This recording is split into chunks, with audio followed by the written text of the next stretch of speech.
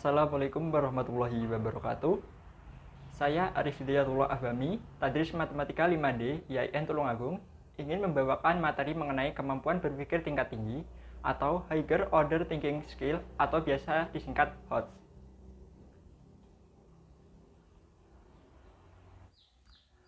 HOTS, apa itu HOTS? Coba tebak. Sesuatu yang berhubungan dengan dunia pendidikan? Ya. Sesuatu yang berhubungan dengan soal? Ya.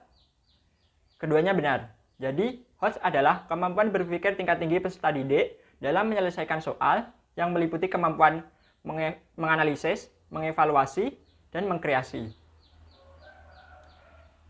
Indikator soal HOTS merujuk dari taksonomi Bloom yang telah direvisi oleh Krathwohl dan Anderson.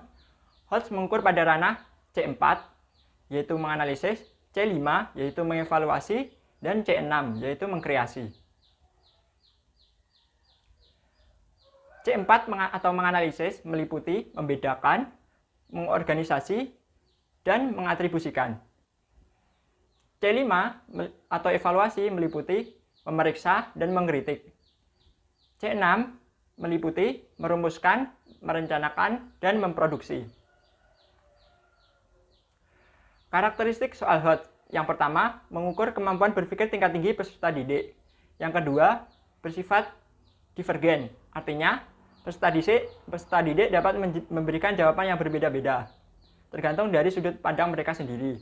Yang ketiga, menggunakan multi representasi, atau peserta didik mencari informasi sendiri secara tersirat.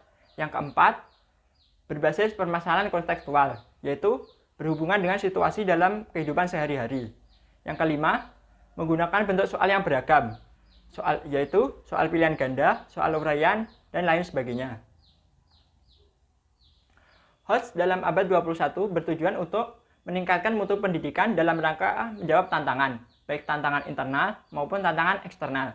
Tantangan internal yaitu untuk mencapai 8 standar nasional pendidikan. Tantangan eksternal yaitu untuk menghadapi globalisasi.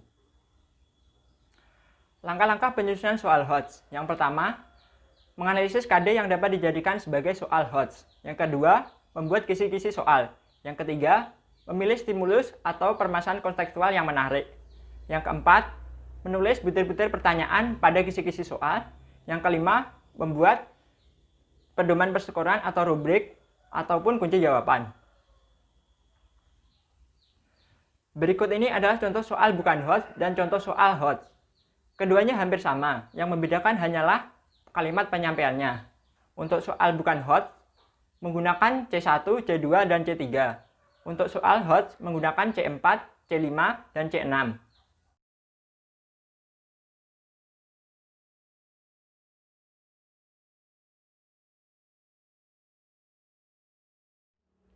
Jadi, kesimpulannya, soal HOTS itu sangat penting. Jadi, untuk kalian para peserta didik, sering-seringlah berlatih untuk mengerjakan soal HOTS. Demikian penyampaian materi dari saya. Ada kurang lebihnya kami mohon maaf. Semoga bermanfaat. Wassalamualaikum warahmatullahi wabarakatuh.